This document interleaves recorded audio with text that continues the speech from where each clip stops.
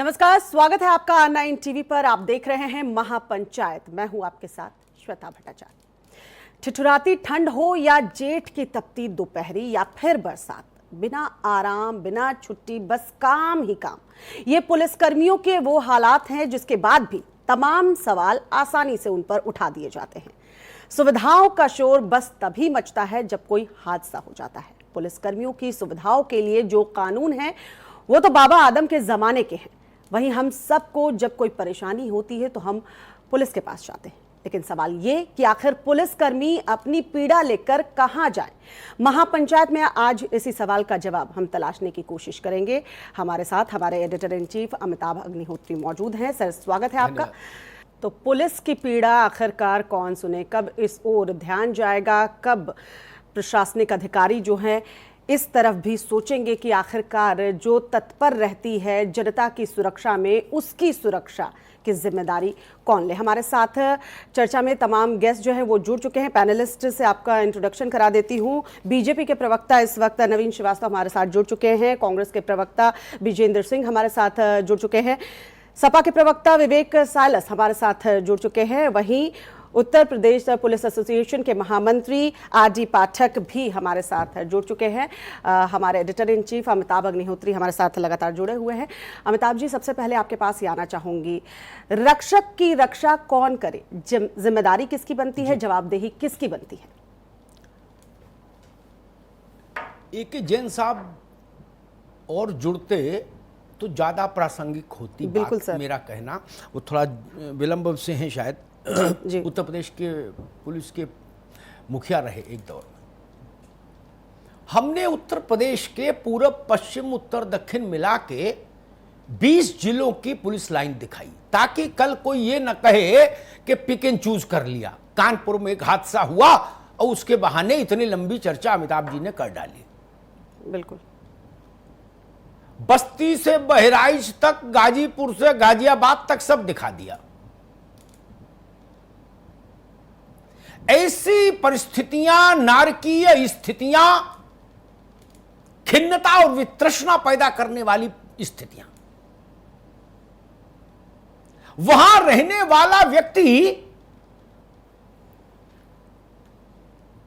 जो उसकी जान हथेली पर, और जान हथेली पर ना भी हो हर वक्त, तो सस्पेंशन तो हथेली पर है ही। सबसे पहले सिपाही नापो।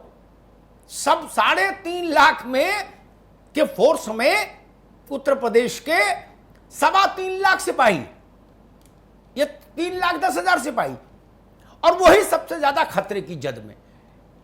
छत गिरे तो उसके ऊपर, नेता गरियाए तो उसको, पत्रकार गरियाए तो उसको, डाकू गोली मारे तो उसके,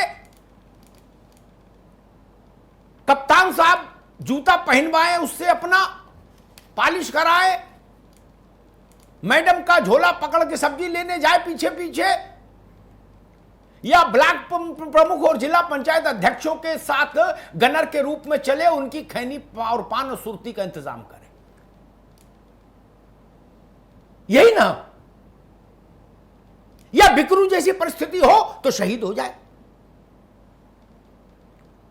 हम क्या दे रहे हैं उनके जीवन में, हमको नहीं सोचना चाहिए?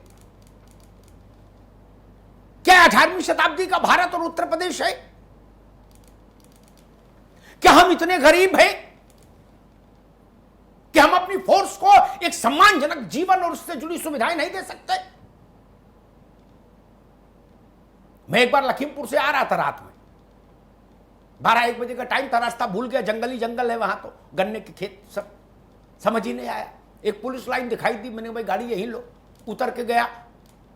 वहां मैंने सिपाहियों को लेटे देखा, मैं बहुत आहत हुआ। मैंने कहा इस जीवन के लिए नौकरी में आए थे ये लोग।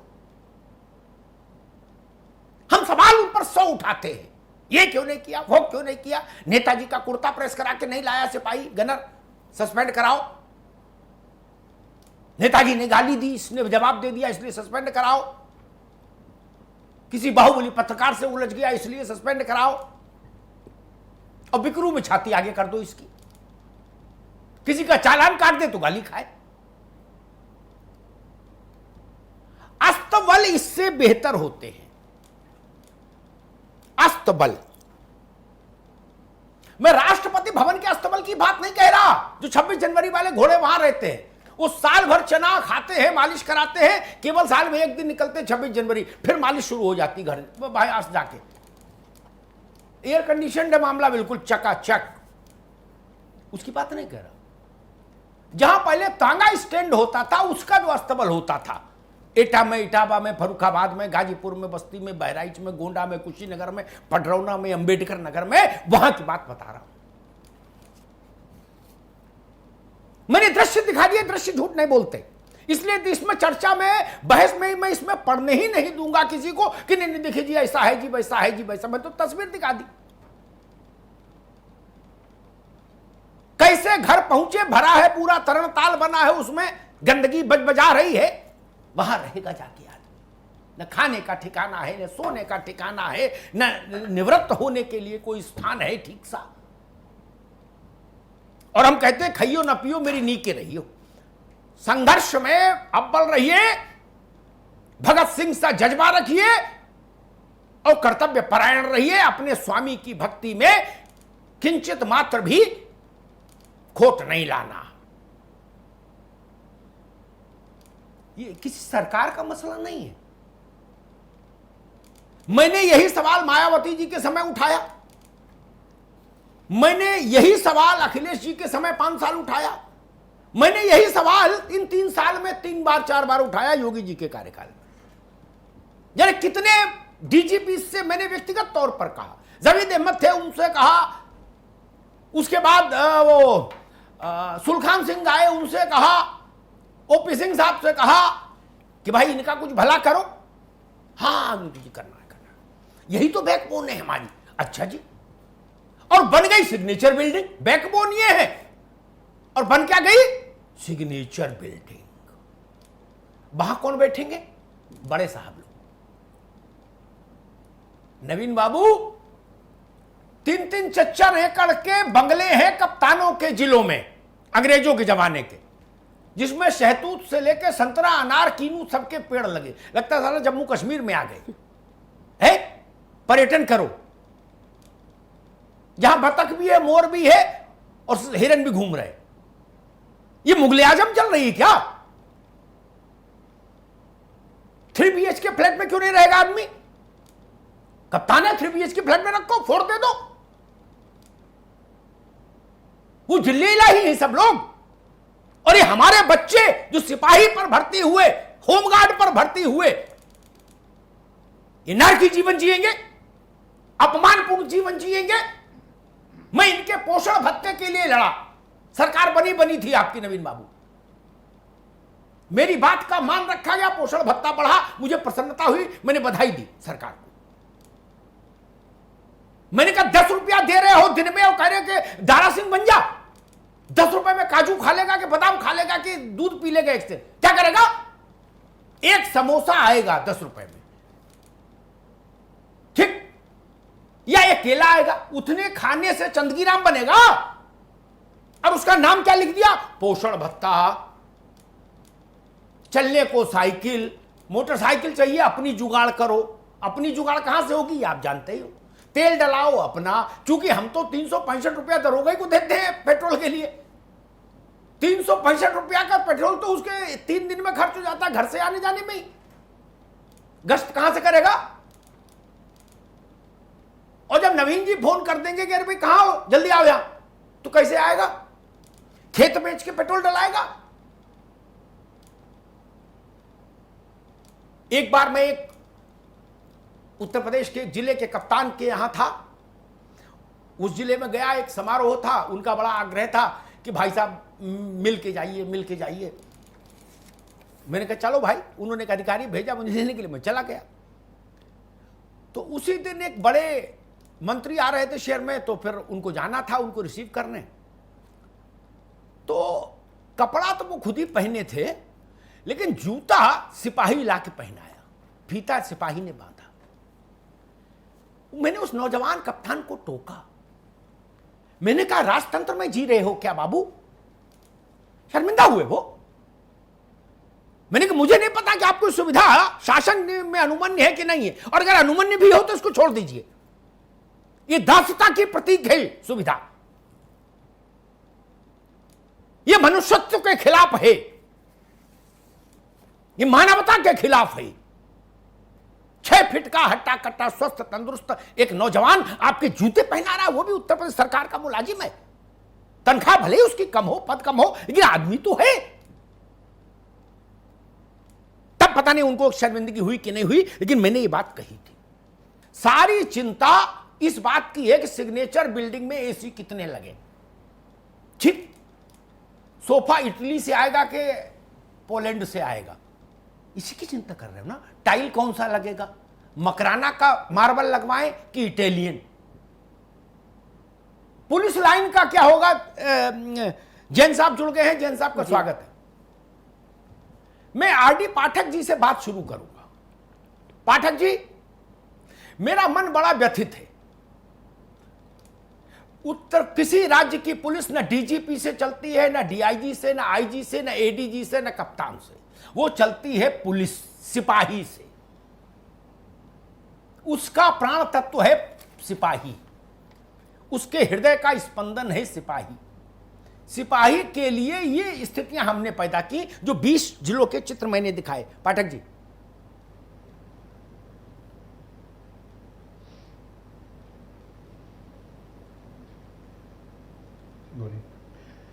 मैं रामेंद्र देव पाठक, जी। उत्तर प्रदेश पुलिस एसोसिएशन का जनरल सेक्रेटरी, जी। सिपाही से लेकर इंस्पेक्टर तक बगैर पैसे का एडवोकेट।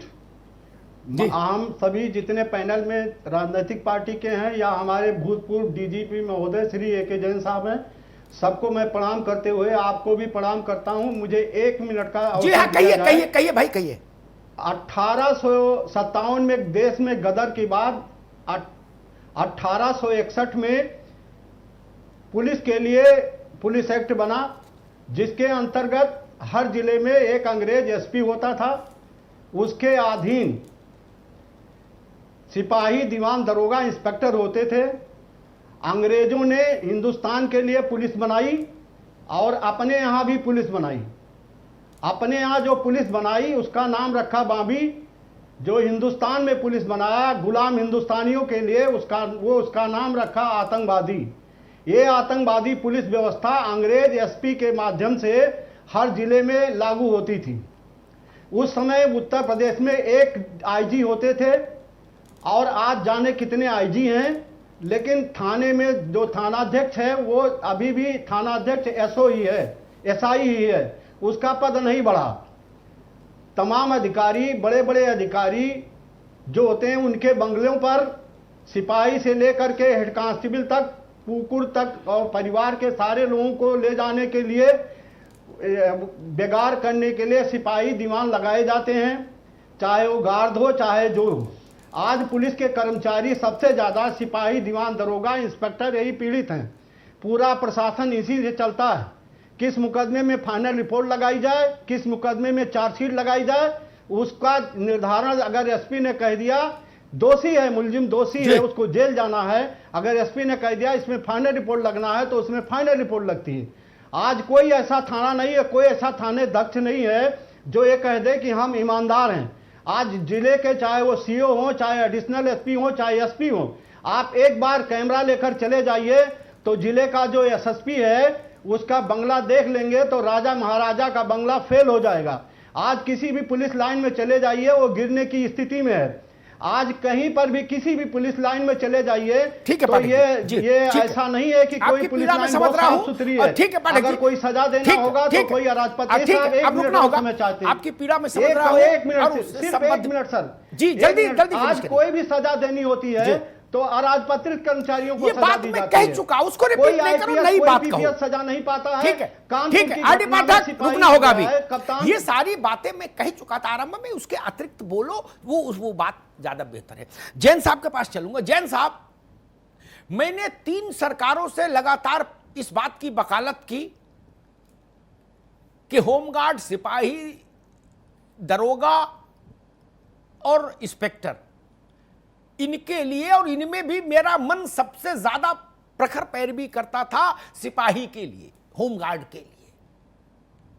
इनका जीवन में बहुत नजदीक से देखा है। अभी मैंने 20 जिलों की पुलिस लाइन दिखाई।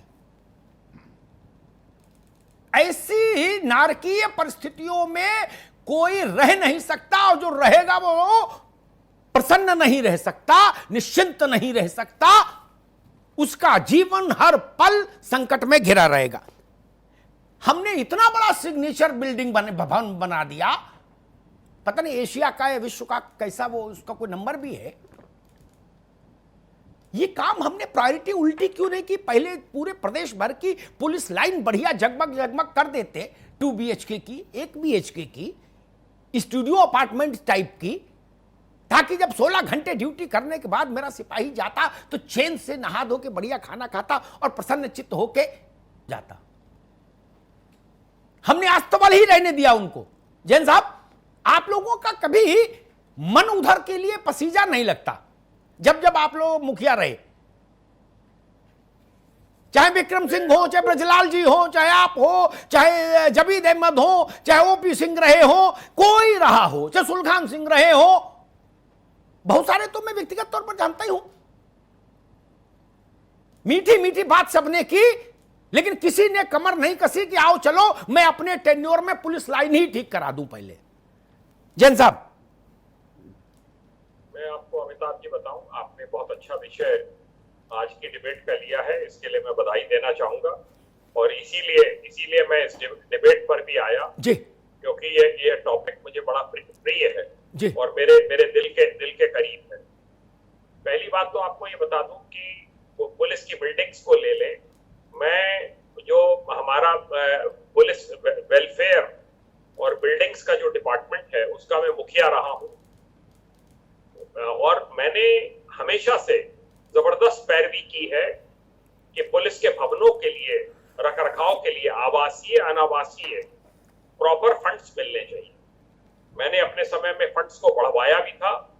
आज की तारीख में 340 करोड़ के फंड मांगे जाते हैं आवासीय अनावासीय भवनों की मरम्मत के लिए जी, और मुश्किल से 40-42 करोड़ रुपया आज की तारीख में उत्तर प्रदेश पुलिस को मिल रहा है। आप करीब समझ लें उसका 10% मिल रहा है।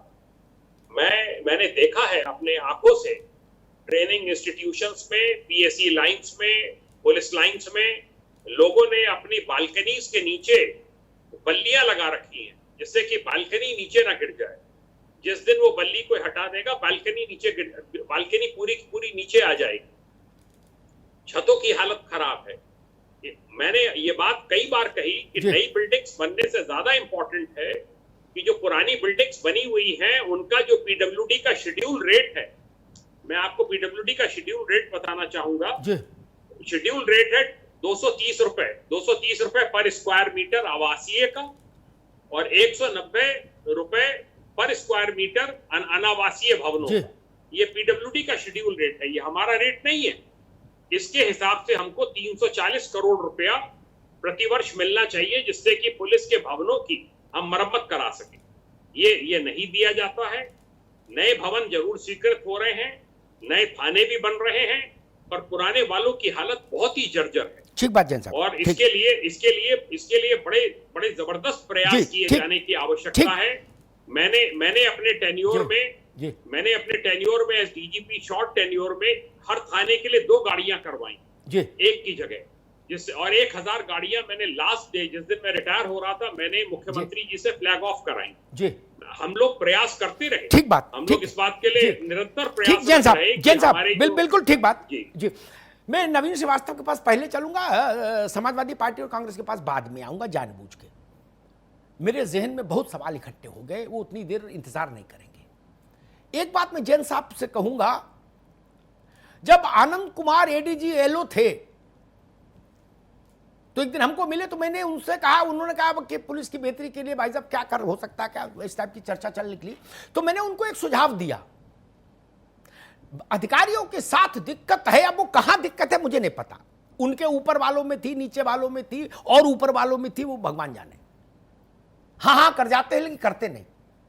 मैंने कहा छोड़ो अजट बजट PWD CPWD छोड़ो, कलेश काटो। क्या आप एक जिले की पुलिस लाइन आइडेंटिफाई करो, उस जिले के 5 बड़े व्यापारी और उद्योगपतियों को बुलाइए चाय पर, उनसे कहिए ये पुण्य का काम है, इसमें कुछ कर दीजिए, आपसे फीता कटवाएंगे। क्या आपसे नहीं हो, मुझे बताओ, मैं करवा दूं। क्या समस्या थी इसमें? यूएनओ से सैंक्शन लेना था क्या?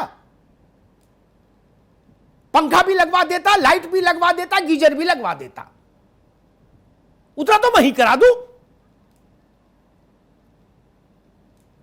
नवीन श्रीवास्तव, तू इधर उधर की न बात कर, तू ये बता कि कारवां क्यों लुटा?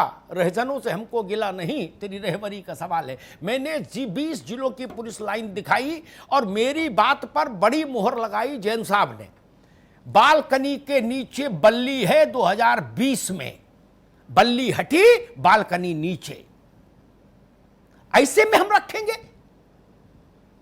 अरे बड़े लोग तो अपनी गाय भैंस भी ऐसे में नहीं रखते जिसमें हम पुलिस को रख रहे हैं। नवीन जी,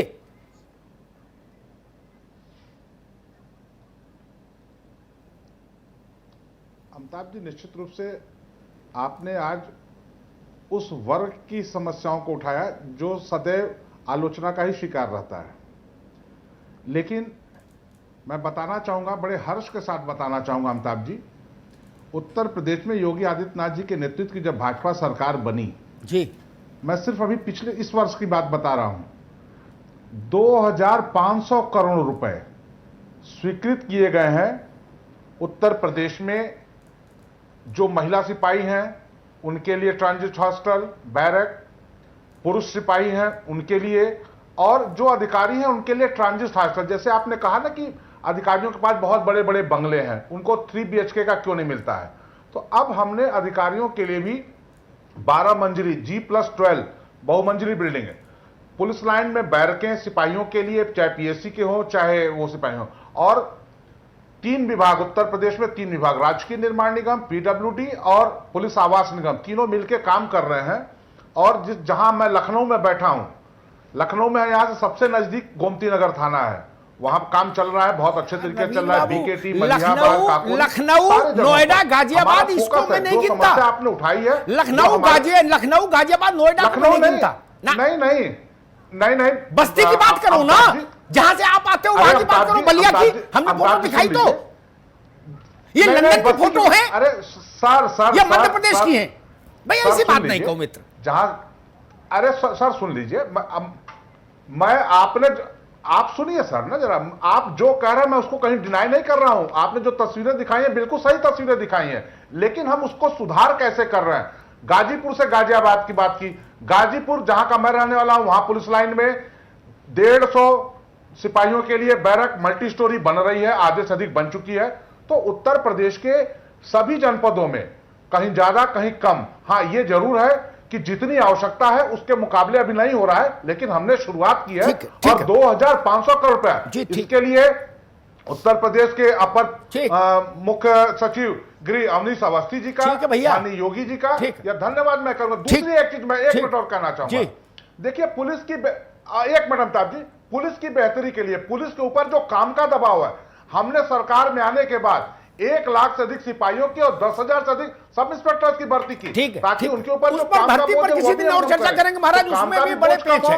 भर्ती पर चर्चा किसी और, नवीन बाबू अरे रुको भाई, अब हो गया, भर्ती पर चर्चा किसी और दिन। उत्तर प्रदेश में एक कहावत है, जो लोग ग्रामीण पृष्ठभूमि के हैं वो मेरी कहावत समझेंगे और उस पर आनंद लेंगे। अंधा तब पतियाए जब कौरी भर पाए।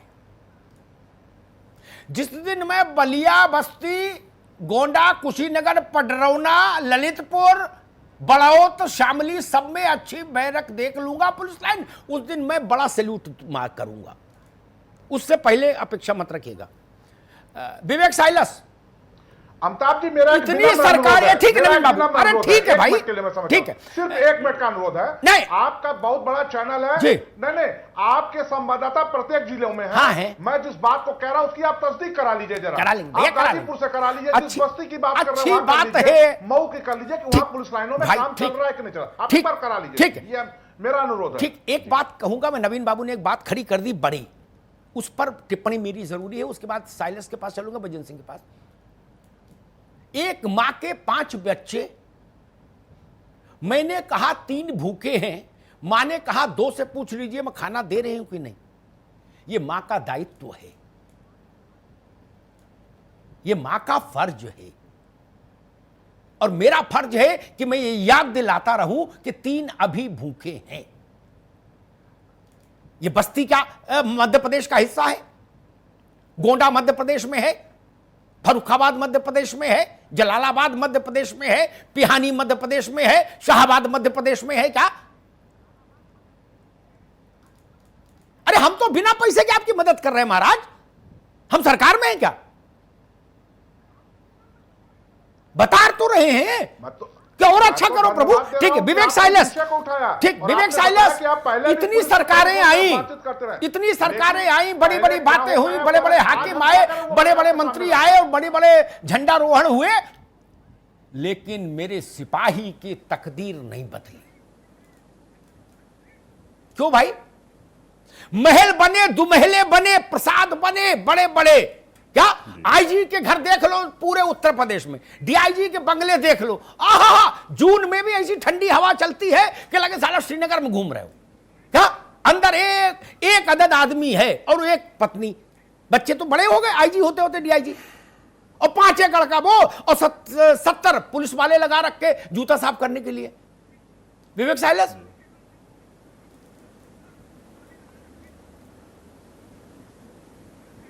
जी नहीं अमिताभ जी, बिल्कुल आपने अच्छा मुद्दा उठाया है, ये गंभीर मुद्दा है। हाँ। और इस मुद्दे पे जरूर सरकार को संज्ञान लेना चाहिए, क्योंकि जैसे अभी जैन साहब ने बोला कि 340 करोड़ का बजट होता है रेनोवेशन का, जिसमें जो बिल्डिंग वगैरह होती है, बैरक होते हैं और चीज़ें होती हैं, उसको रेनोवेट किया जाता है, उसकी मरम्मत की जाती है। लेकिन जैन साहब ने यह भी कहा कि सरकार चाहे जिसकी भी हो, मैं अपनी सरकार की भी बात करता हूँ, मैं सिर्फ भारतीय जनता पार्टी को दोष नहीं देना चाहता, अन्य सरकारें भी पहले रही हैं भारतीय जनता पार्टी से, लेकिन ये मुद्दा गंभीर है, कहीं ना कहीं सरकारों से चूक हुई है, और अभी भी समय रहते हुए सरकारों को संभल के और इस पे गंभीरता से काम करते हुए इसको गंभीरता से लेना चाहिए।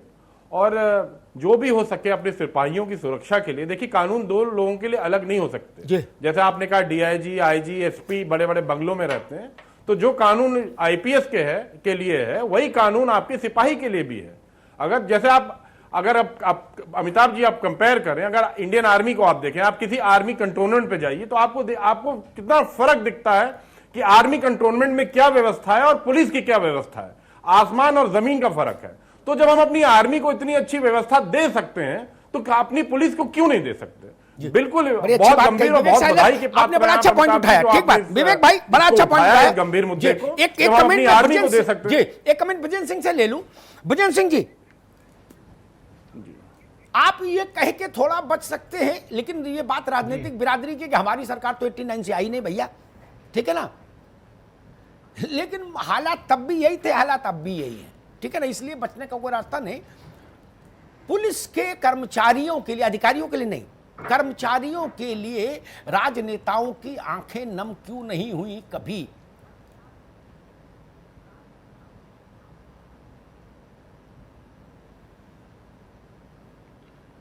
आदरणीय अग्निहोत्री जी, आपको साधुवाद, क्योंकि जब मैं पैदा हुआ तो हमारे परिवार में 6 लोग पुलिस में थे। हमारे पिताजी सिपाही थे, अब 3 लोग रिटायर हो गए, 3 लोग अभी सेवा में हैं और सब सिपाही से ही भर्ती हुए। मैं 85 से लेकर के 99 तक पुलिस लाइन में ही रहा, और जो आपने दिखाया है उससे बदतर हालात हैं, मैं उसको बताना नहीं चाहता टीवी पर।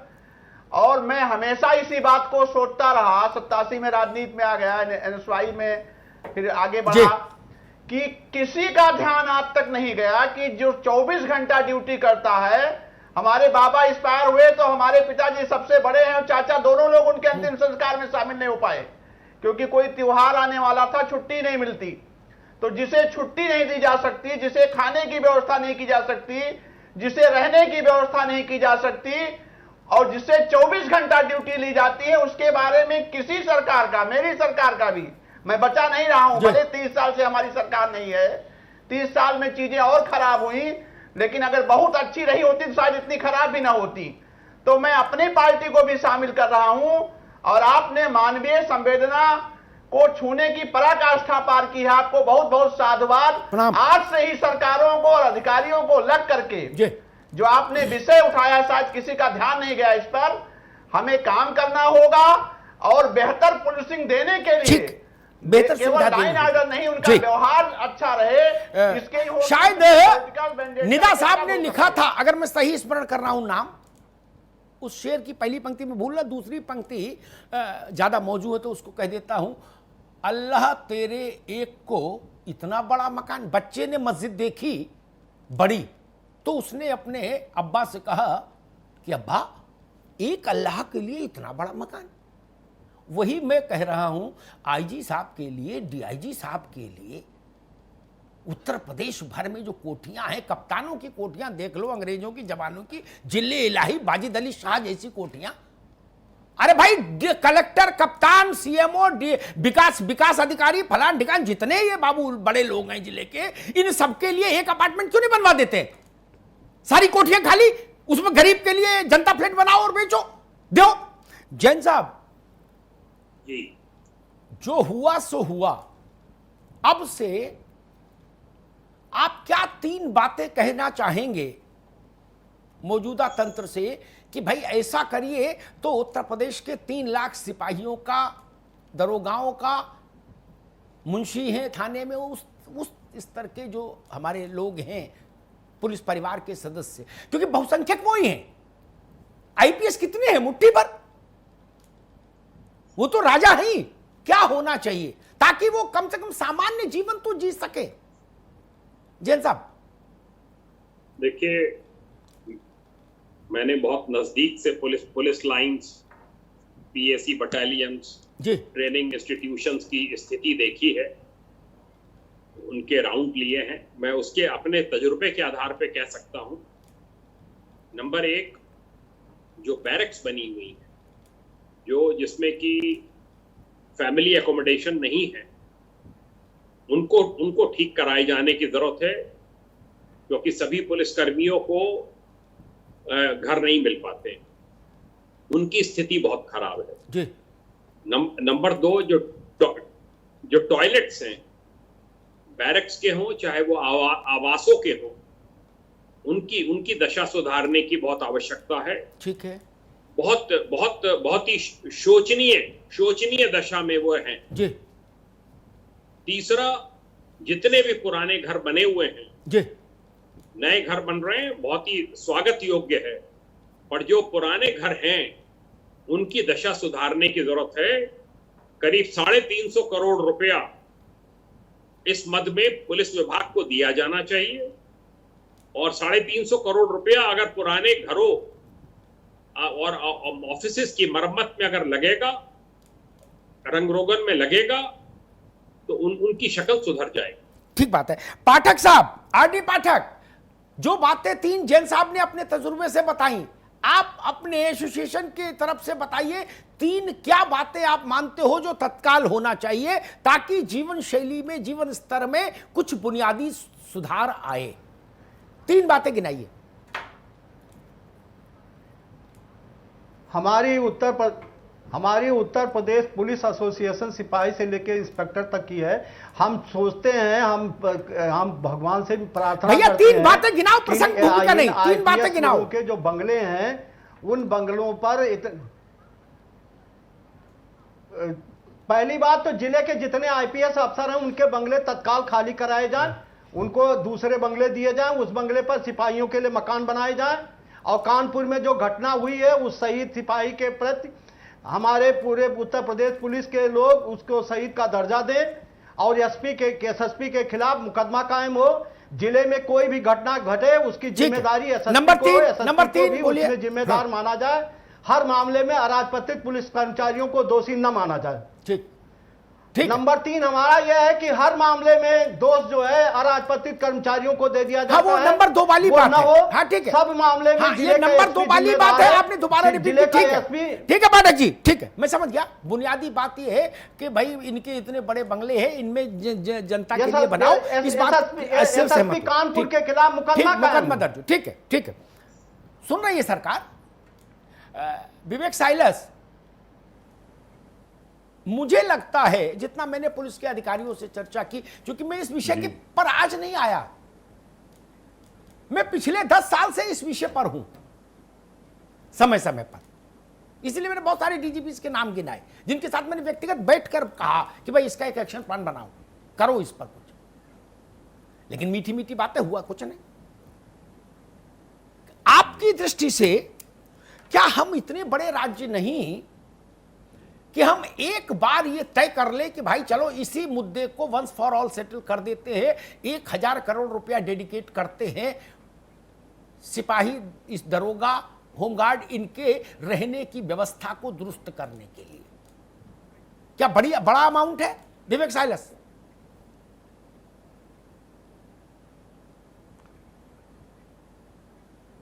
जी नहीं, आपका सुझाव बिल्कुल स्वागत योग्य है अमिताभ जी। और अगर 1000 करोड़ रुपए उत्तर प्रदेश की राज्य सरकार के लिए कोई बहुत बड़ा अमाउंट नहीं है, और ये नेक काम है, और ये जिम्मेदारी भी है सरकारों की कि वो अपनी पुलिस को अच्छे से उनका जो रहने का जो अकोमोडेशन है उसको अच्छे से रखे जी। और ये जिम्मेदारी सरकार की बिल्कुल है। जैसे जैन साहब ने कहा कि कम से कम 350 करोड़ रुपए जो है हर साल जाने चाहिए, बिल्कुल ठीक है, लेकिन ये 350 करोड़ रुपए जो कि है, आपने पहले ही अपनी चर्चा में कहा था कि इटालियन मार्बल है कि वो मकराना का मार्बल कहाँ किस अधिकारी के यहाँ लगेगा, उस पर फालतू खर्च नहीं होना चाहिए। बल्कि हम तो ये चाहेंगे कि ये जो खर्चा है वो सिपाहियों की बैरक के नवीनीकरण में, उनकी जो आप बता रहे थे बैल्कनियों में बल्ली लगी है, उसको सुधारने में इस पैसे का अगर यूज करे सरकार तो बहुत बेहतर होगा, जिससे सिपाहियों की एक लिविंग स्टैंडर्ड भी बढ़ जाएगा। और जिस तरह के कानपुर में हादसा भी हुआ, एक सिपाही बेचारा हमारा शहीद हो गया, मर गया, ऐसी घटनाएं भी उत्तर प्रदेश में फिर नहीं घटेंगी। विजेंद्र सिंह जी, वही सवाल आपसे, 4.5 लाख करोड़ के आसपास का, अगर मैं सही स्मरण कर पा रहा हूं, उत्तर प्रदेश का बजट है 4.5 लाख करोड़। क्या हम अपने पुलिस बल के लिए एक बार इस मद में 1000 करोड़ नहीं दे सकते कि आज के बाद ये समस्या निर्मूल कर दी, पंखा भी चलेगा, आधुनिक स्तर का वॉशरूम भी होगा, फर्श भी सुंदर होगा, छत भी नहीं गिरेगी, बरसात में टपकेगी नहीं? ये तो करना है। 1000 करोड़ रुपया मोर देन सफिशिएंट है। जो बिल्कुल जर्जर है वो तोड़ के दोबारा भी बन जाएंगी उसी फंड में। मुझे लगता है उत्तर प्रदेश की अर्थव्यवस्था उतनी बड़ी है कि उसके लिए 1000 करोड़ रुपया डेडिकेट करना इस स्पेशल प्रोजेक्ट के लिए ये पीनट्स के बराबर है। अब उतना बड़ा है उत्तर प्रदेश हमारा।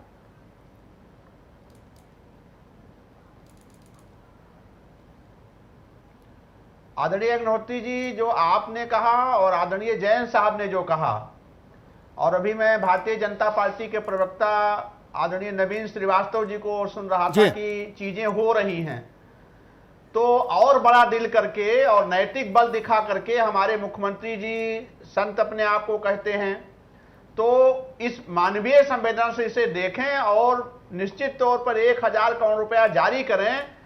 इससे केवल एक ही फायदा नहीं होगा कि बैरिकेड बन जाएंगी और बाथरूम सही हो जाएगा। लाइन ऑर्डर दुरुस्त करने में जब शुद्ध मनोभाव से, प्रसन्न मन से हमारा कांस्टेबल ड्यूटी के लिए निकलेगा, तो वो सब चीजें भी सही होंगी जिसके लिए सरकार को लोग घेरते रहते हैं। वो द्वंद्व कम होगा, क्योंकि जब मानसिक प्रताड़ना का शिकार कोई आदमी वर्दी पहन के ड्यूटी के लिए निकलता है तो तमाम गलतियां उससे वैसे ही हो जाती हैं। तो मैं कांग्रेस पार्टी के कार्यकर्ता प्रवक्ता होने के नाते मांग करता हूं कि सरकार को बड़प्पन दिखाए और एक बड़ा फैसला ले, क्योंकि उससे एक बेहतर शासन व्यवस्था देने में उसको सहूलियत मिलेगी। और हमारी पुलिस अच्छी बात है, ठीक बात विजेंद्र भाई, ठीक सबसे ठीक है, एक्सीलेंट पुलिस है पूरी दुनिया में, पॉइंट, ठीक है विजेंद्र बाबू, ठीक है, रुकना होगा। नवीन जी, कुछ बीमारियां ऐसी हो जाती हैं शरीर में, वो इंटरलिंक्ड होती हैं। बीपी है तो हार्ट बीट है, गर्भ अनियंत्रित है, शुगर है तो किडनी में असर है, आंखों पे असर है। ये नहीं हो सकता चलो आंखों का इलाज करा ले, किडनी बाद में देख लेंगे ना, कंप्लीट इलाज होगा तभी असर होगा। गंगा सफाई अभियान क्यों असफल हुआ? बोले चलो कानपुर की गंगा साफ करते हैं, उसमें 1000 करोड़ डूब गया, अरे बोले पीछे से कूड़ा आ गया दोबारा। क्या गंगा साफ होगी तो right from Gangotri to Ganga Sagar एक स्ट्रेच में साफ होगी, टुकड़ों में तो पैसे की बर्बादी होगी।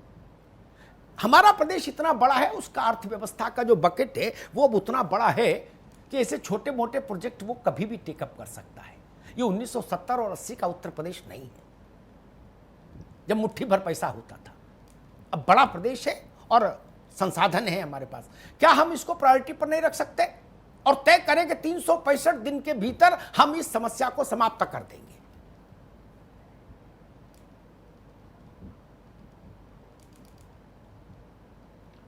अमिताभ जी देखिए, निश्चित रूप से आज की जो सार्थक, मैं इसको कहूंगा कि बहुत ही सार्थक जो चर्चा हुई, जिसमें सभी हमारे राजनीतिक मित्रों में या जो हमारे अधिकारीगण हैं बहुत जुड़े हुए, जमीन से जुड़े हुए मुद्दों को उठाया। और सरकार में, चूंकि मेरी पार्टी सरकार में है, इस नाते मैंने पहले बताया कि हम क्या कर रहे हैं। जैसा जैन साहब ने कहा कि 340 करोड़ रुपया मांगा गया था और 40 करोड़ रुपया मिला, निश्चित रूप से हम इस पर विचार करेंगे। हम दोनों क्षेत्र में काम करेंगे अमिताभ जी, नए बैरक महिलाओं के लिए, पुरुषों के लिए, अधिकारियों के लिए ट्रांजिट हॉस्टल, विवेचक के लिए कमरे, वह सारे जो हम बना रहे हैं। उसके अतिरिक्त जहां आवश्यकता है, जितनी आवश्यकता है, जो काम मेंटेनेंस से भी ठीक हो सकता है, हम उसको भी करने का प्रयास करेंगे। और सरकार इस विषय पर पूरी तरह से संवेदनशील है, इसलिए हम ये कर रहे हैं। एक बात बहुत अच्छी है अमिताभ जी, देखिए कॉर्पोरेट हाउसेज में जो लोग उनके एम्प्लॉय होते हैं उनको एक बहुत स्वस्थ वातावरण दिया जाता है ताकि उनसे और अच्छा काम कराया जा सके। तो निश्चित रूप से किसी भी सरकार की एक तरह से मैं जो कहूं बैकबोन, रीढ़, ये हमारी पुलिस, और पुलिस की बैकबोन और रीढ़ हमारे जो सिपाही और सब इंस्पेक्टर हैं, उनको क्यों नहीं हो पाया, किसकी गलतियां थी, और उस पर हम चर्चा नहीं करेंगे। लेकिन निश्चित रूप से मैं सरकार की तरफ से कहना चाहूंगा, भारतीय जनता पार्टी की तरफ से, कि हम हमारे संज्ञान में भी है। आपने आज बहुत सार्थक चर्चा कराई, जो सकारात्मक सुझाव आए हैं निश्चित रूप से हम उस पर विचार करके इस अभियान को आगे बढ़ाएंगे। नवीन जी, बहुत अच्छी बात है, आपने कहा कि आप कर रहे हैं और भी करने की कोशिश करेंगे, लेकिन उन सुझाव में कुछ सुझाव और भी इंक्लूड कर लीजिए जो इस वक्त मैं अमिताभ अग्निहोत्री से पूछूंगी एडिटर्स कमेंट में। सर कुछ सुझाव, क्योंकि आपने ए.के. जैन को भी सुना, आर.डी. पाठक को भी सुना, उन्होंने अपनी तरफ से दिए। आपको क्या लगता है, क्योंकि आपने बहुत करीब से देखा है उन हालत को, कि अभी इस वक्त ये चीजें सरकार को करनी ही चाहिए ताकि नवीन जी बुनियादी तौर पर 2-3 चीजें कहता हूं। ये फार्मूले न चले तो मुझसे कह दीजिएगा कि अमिताभ जी आप कम से कम पुलिस पर बहस मत करना, आप जिंदगी में कभी आजमा के तो देखिए। आपको आजमाने में भी संकोच है क्या? अरे एलोपैथी नहीं काम कर रही तो आयुर्वेद आजमाओ, आयुर्वेद ना चले यूनानी दवा खाओ। बिल्कुल, शरीर तो कीमती है ना। जो श्वेता कह रही है, मैं 2-3 चीजें बोलता हूं। एक ऐसी अभिनव योजना लाइए, जरूरी है, जो जवाहरलाल जी के समय से शासन व्यवस्था चल रही है।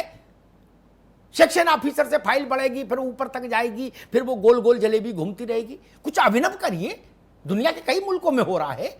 एक प्रयोग बताता हूं नवीन बाबू,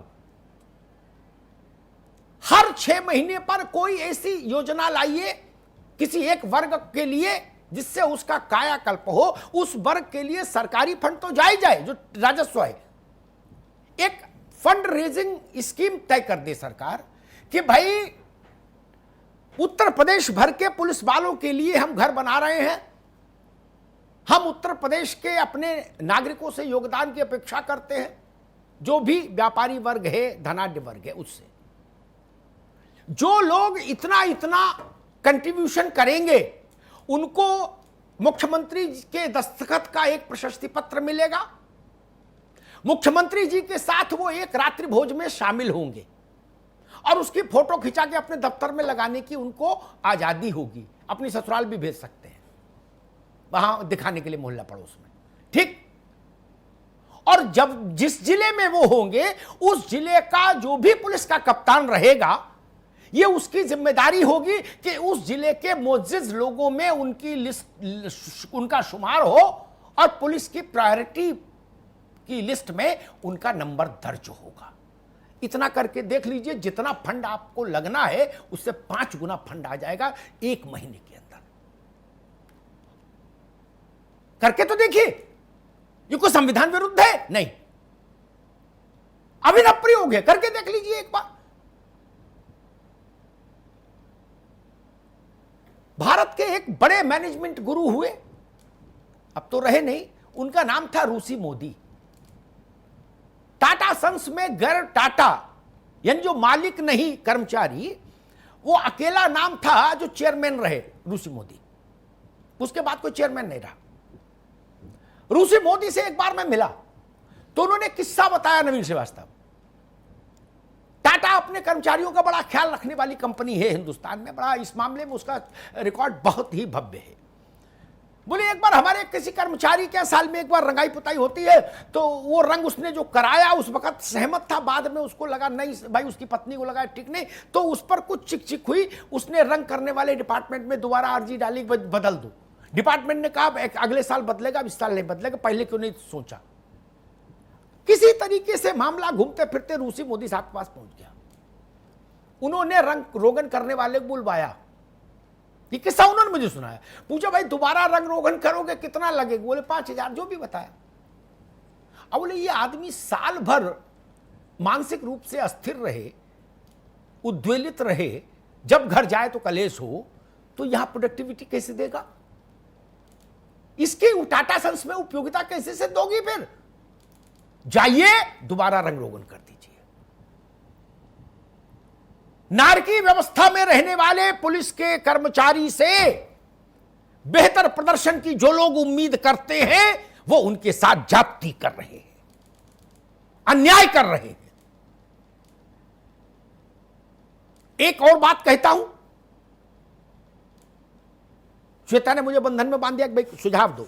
एक और बात कहता हूं, मानवीय आत्मसम्मान, मानवीय स्वाभिमान, इसकी बहाली तो एक राजाज्ञा से हो सकती है, इसके लिए तो विधानसभा नहीं चाहिए। कल एक पत्रक जारी कराइए, इंस्पेक्टर से लेके डीजीपी तक कोई अपना कुत्ता सिपाही से नहीं टहलवाएगा, कोई अपना जूते का फीता नहीं बंधवाएगा। मैंने देखा है आंखों से, इसलिए मुझे कोई ज्ञान नहीं दे सकता कि नहीं नहीं ऐसा नहीं वैसा वैसा, ये गोल गोल नहीं चलता। वो दूसरे पत्रकार हैं जो गोल गोल करते हैं। तू कहता है कागज लेखी, मैं कहता हूं आंखन देखी। जैन साहब भी इस बात को जानते होंगे, कहें या ना कहें। कप्तानों के जूते सिपाही बांध रहे हैं। ये धब्बा है, ये मुगल काल है क्या कि जिले इलाही की तलवार कोई देगा, जूती कोई पहनाएगा और मुकुट कोई लगाएगा? इसको बंद कराइए। तीसरी बात मैं कहता हूं, हम लोग ये क्यों नहीं तय करते कभी भी कि जो बैकबोन है, जैसे मैं कहता हूं प्राइमरी स्कूल का टीचर, सरकारी अस्पताल का फार्मासिस्ट, नर्स और डॉक्टर, तहसील के कर्मचारी और सिपाही, किसी भी सरकार के सफल और असफल होने के निर्णायक बिंदु है। नवीन बाबू, ये नई बात है, जान लीजिएगा, ठीक है ना? ये गूगल वाले प्रेजेंटेशन में ये लोग फिगर आउट नहीं होते हैं, लेकिन इनका असर बड़ा है। क्या इनको संतुष्ट होना ही चाहिए। ये आपके वोट के लिए भी जरूरी है, ये भी सलाह दे रहा हूं। और उत्तर प्रदेश में बेहतर शिक्षा, बेहतर इलाज, बेहतर भूमि प्रबंधन और बेहतर कानून व्यवस्था के लिए भी जरूरी है। डीजीपी जैन साहब हो, विक्रम सिंह जी हो, जवीद अहमद साहब हो, ब्रजलाल हो, ओपी सिंह हो या हितेश चंद अवस्थी हो, इससे कोई जमीन आसमान का फर्क नहीं आ सकता उत्तर प्रदेश की पुलिसिंग में। अरे जो इंदिरापुरम के नाका पर सिपाही तैनात है, उसका मोरल कहां है? कल्याण सिंह जी मुझसे कहते थे कि अग्निहोत्री जी, सिपाही हमारी सरकार के समन्वित इकबाल का, यानी कंसोलिडेटेड अथॉरिटी का प्रतीक चिन्ह है। कितनी बड़ी बात है, कितनी अच्छी बात है। और एक आखिरी बात कह के समाप्त करूंगा। मुझसे कोई पूछे जैन साहब कि आप के हाथ में दे दिया प्रोजेक्ट, हालांकि ऐसा कभी होगा नहीं, यह भी मैं जानता हूं कि ईश्वर नाखून नहीं देता। तो मान लीजिए, तो मैं मालूम क्या कहूंगा, लंबी कहानी नहीं कि मैं 25 पन्ने टाइप करूं। मैं कहूंगा बीएसएफ सीआईएसएफ का जो बटालियन के जो केंद्र हैं उनको देख लीजिए। मैं वैसा ही चाहता हूं अपने पीएसी के लिए, उत्तर प्रदेश के लिए, सिपाही के लिए, दरोगा के लिए। अगर पीतल भी कहीं लगा है तो उसमें चेहरा देख के बाल काट लो, इतना जगमग जगमग हो रहा है। फूल भी लगे हैं तो भव्य लगे हैं। बीएसएफ चले जाइए, सीआईएसएफ चले जाइए, आईटीबीपी चले जाइए, वहां भी सिपाही रहते हैं। वहां आईजी नहीं रहते, वहां भी बटालियन में सिपाही ही रहते हैं, लेकिन व्यवस्थाएं आत्मिक आनंद देती हैं। मेरे लिए पैमाना वही है, बीएसएफ में सिपाही, सीआईएसएफ में सिपाही, आईटीबीपी में सिपाही और उत्तर प्रदेश पुलिस का सिपाही, उसके बीच में अंतर नहीं रहना चाहिए। उसको वो सुविधाएं मिलनी ही चाहिए जो पैरामिलिट्री फोर्सेस के सिपाहियों को मिल रही है, जवानों को। दोनों की त्याग और तपस्या में कोई अंतर नहीं। एक आखिरी बात और कह देता हूं, अगर संभव हो नवीन जी, तो इस बात पर जरूर शासन को गौर करने के लिए निवेदन करिए, पुलिस के जो छोटे कर्मचारी हैं, सिपाही, दरोगा, इंस्पेक्टर, इनको जीवन का पूरे सेवा काल तक अपने जनपद से दूर रखने में वाले नियम में मुझे कोई बुद्धिमानी कभी नजर नहीं आई। किसी का बाप अस्पताल में है, किसी की मां अस्पताल में है, किसी का बेटा छत से गिर गया, किसी की पत्नी को कोई समस्या हो गई, गाजीपुर में पत्नी संकट में फंसी और बरेली में वो नौकरी कर रहा है। क्या नौकरी होगी? ये पाप है। मुझे दो पंक्ति याद आती हैं, पता नहीं किसकी हैं, कि